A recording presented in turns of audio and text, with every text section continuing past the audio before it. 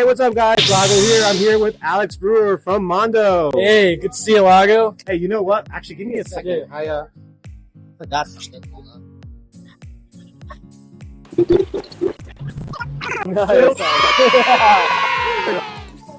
Hey, what's up, guys? Lago here with Alex Brewer from Mondo. Hey, good to see you, Lago. You've got a Mondo camouflage on. You can blend in with the booth. Yes. Here's a Ghostbuster. Yeah. All right. Welcome to New York Comic Con here at the Mondo booth. I guess we'll start with real Ghostbusters. Revealing for the first time at the show is the paint master for Janine. So we showed a 3D render previously, but now we get to see her in all of her 3D glory. See the desk with all the various accessories like her computer, her lamp, that iconic phone, that she takes all the calls on. The drawers of the desk pull out, and you can put these little ghosts in them. Oh, I see that. Yeah, she comes with the little orange guy with the tongue out, and the blue guy in the bottom drawer there. And then on top of the desk, those are the little goblin minions that will come with our single release Sam Hain revealed yesterday. Sam Hain was part of our first release 2-pack with Peter Venkman.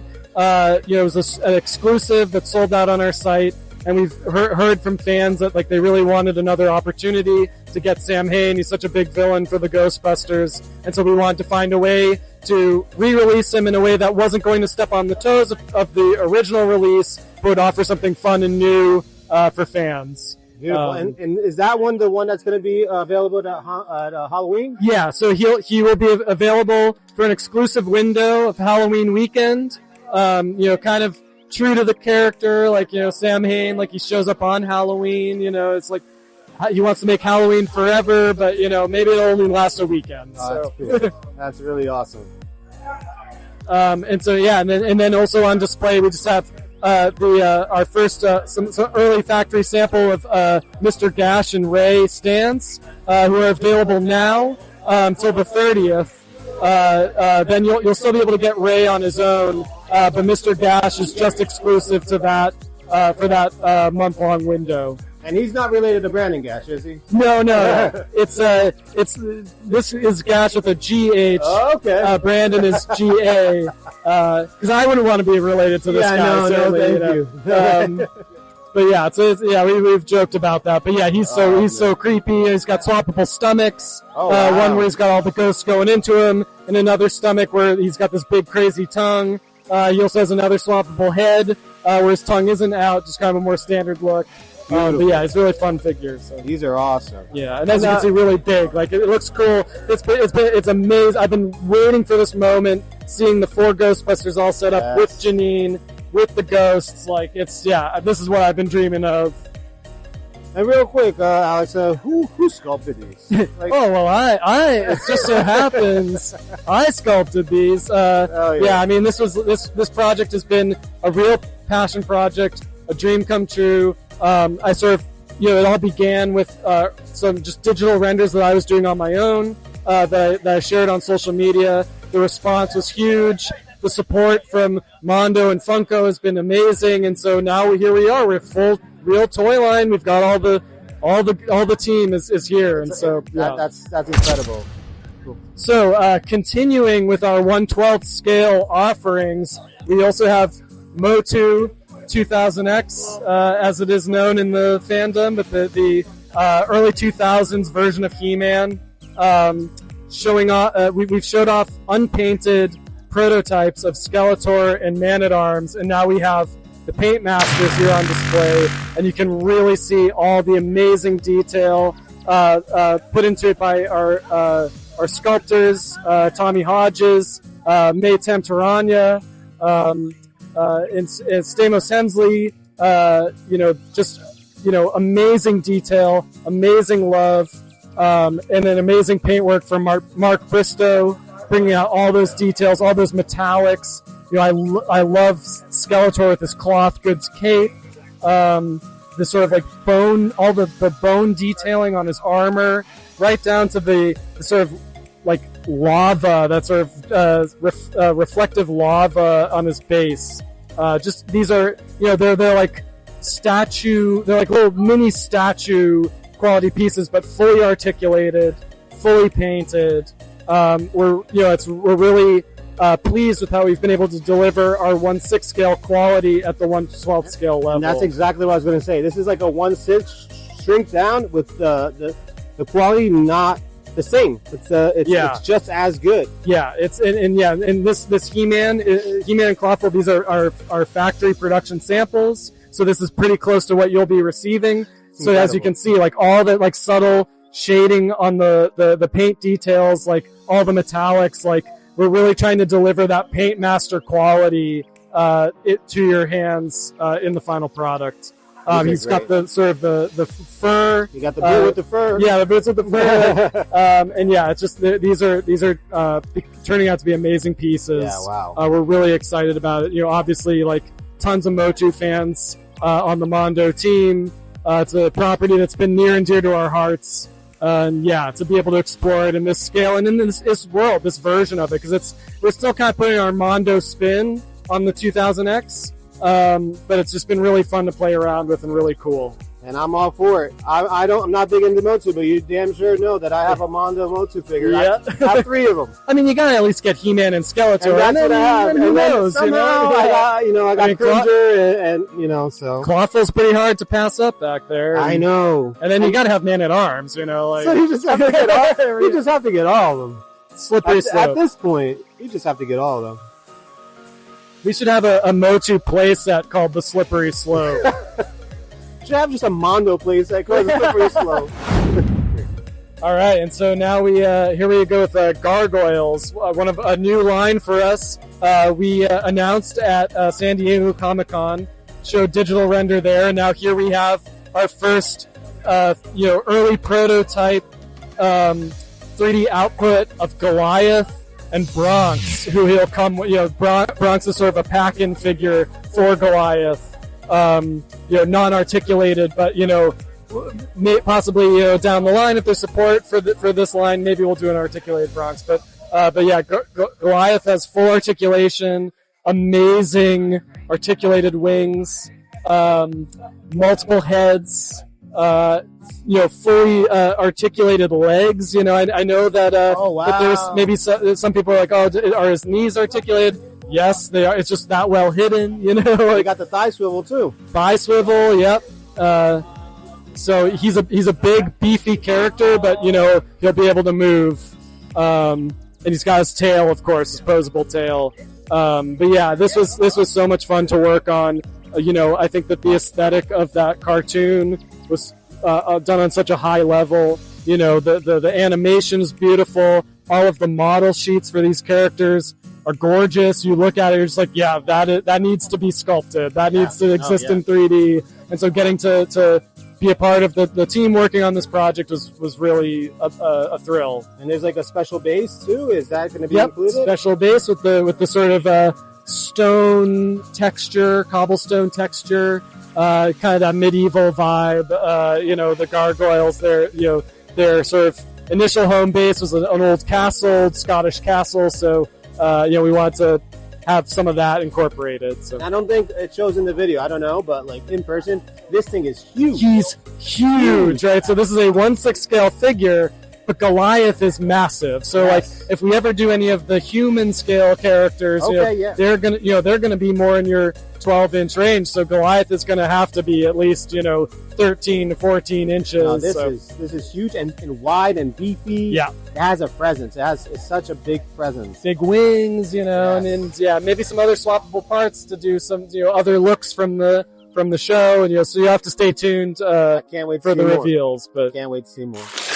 All right, and here we are with our 1/6 scale Ninja Turtle lines. The first offering is going to be Donatello, the best turtle, let's face it. And this is our first like factory sample. So this is very close to what the final product will look like.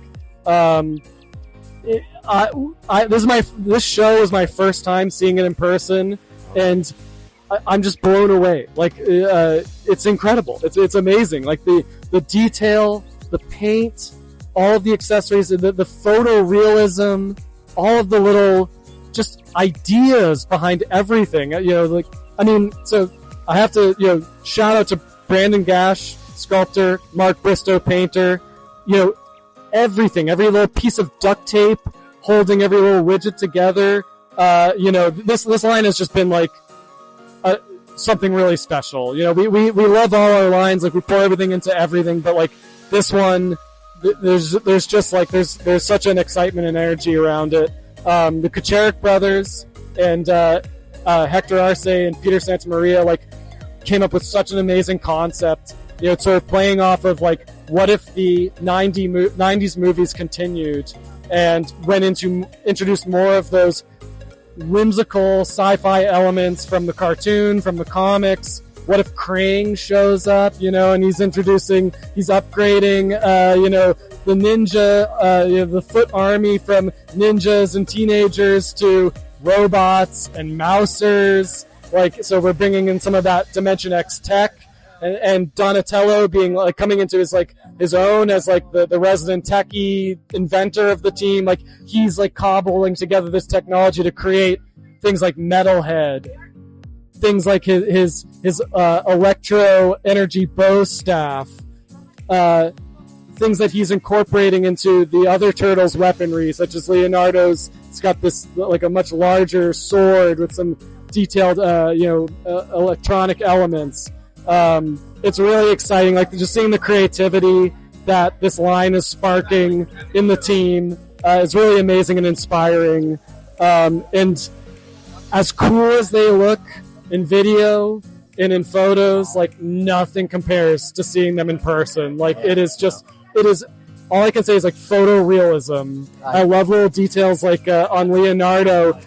We're playing into this idea that they live in the sewers. They're cobbling together all their stuff from found material. So his like shin pad is a license plate from the party wagon. That is so good. I love it. It's amazing. And so in all of these parts, like there's a certain level of customizability. So like there's removable pieces. So if you want a more classic looking turtle, you can have that. Or if you want to, kind of embrace this sort of the continuation of the story that we're doing, you can outfit them with more of these storytelling elements, and really just kind of customize your display. And I just love the amount of personality, because that's the most important thing about the turtles, right? It's their unique personalities, and so being able to express that with all of their accessories and alternate heads, like it's I am just so excited for this line. You know what? I thought I was all turtled out, and this brought me back in. And 100%. This is not even like I'm not even thinking about it. This is just I'm getting it. That's if you're gonna say something, there's a lot of turtle stuff out there, right? But so if you're gonna add something new to it, it's got to be something special at this point. We want this to be kind of like a nexus point for like whatever your turtle fandom is, whether it's the comics, the Jim Henson movie, the cartoons, like. There's something from those things represented in these figures. These are amazing. Thank you. They're fantastic. Wow. And we unveiled Shredder at the panel, and we hope to go deep with this line. We hope to explore as many characters from the turtle world as possible. There might be little hints in there. I mean, I saw something. Yeah, we've got the metalhead head. With each figure, we want to kind of like build out Easter eggs of like potential. Because we're building the story, right? So we want each release to kind of further this like universe expansion for them. So awesome! Thank you. Here we are with more of our 1/6 scale offerings. We'll start with Chitara, the next in our Thundercats line. We previously showed off the Paint Master at San Diego Comic-Con, and this is now a production sample. And look at how beautiful she is. Again, amazing May Tamtaranya sculpt. He did our Lion-O and Mum-Ra, painted by Mark Bristow, who also did Lion-O and Mum-Ra. And I just, all the textures in her costume, her beautiful face. She's got that very kind of like 80s, hairstyle. The cheetah spots, on there, like, it's a very tricky thing to pull off, but I think it looks great on this.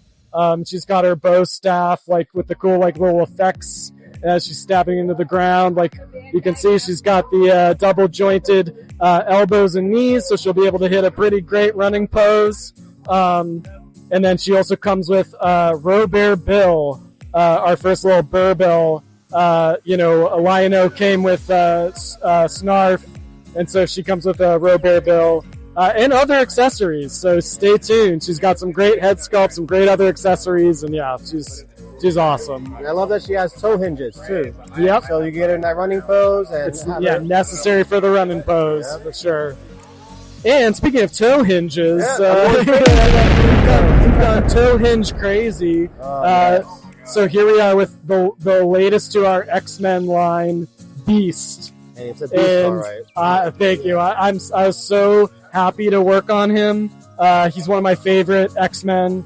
I think he kind of represents like the heart and soul of what X-Men represents.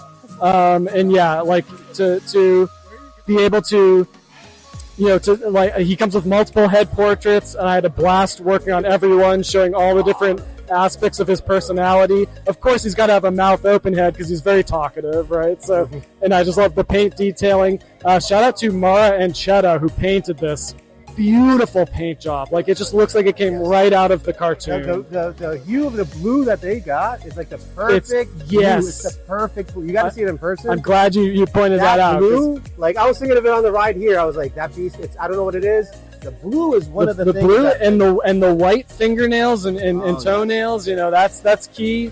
I'm so stoked for this figure, and he's got great articulation, again, to those nice crouching poses that, Beast is known for, that the toe articulation also helps with that.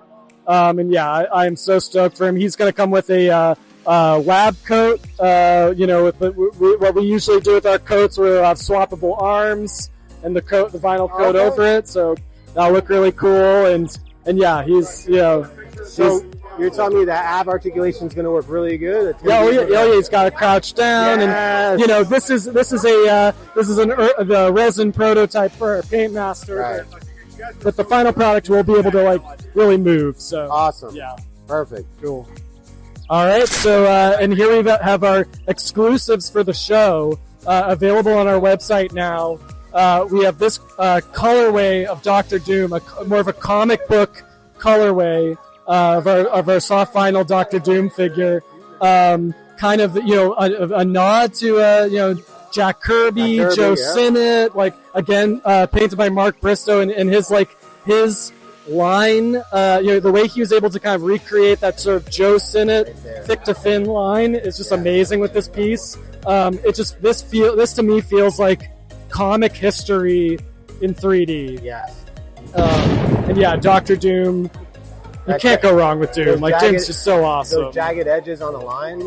Yeah. Going it's beautiful. Zigzagging, And again, shout out to Tommy Hodges who sculpted this. Yes. All the shading on Thanos's detached skull. It's just, I love it. So good. So good. And then continuing on the heavy shadow, cell shading, we've added Daredevil to the Spider-Man the Animated Series line. And again, he's exclusive to this show, available in limited quantities on our site right now, mondoshop.com. And he was really fun to work on. Daredevil is one of those characters where in the comics and in the cartoon, you always see his costume in such heavy, dark shadows. Yes. It's kind of implies a very kind of shiny crimson red costume. So to be able to capture that in action figure form here was really awesome. He just pops on the shelf. Yeah. Really fun. He comes with a bunch of different accessories, several versions of his I guess you call it an eskrima staff, or his stick. Including a hand where he's spinning it, he's twirling it in his hand, which I really love. You can holster it on his thigh strap there. I love the red eyes.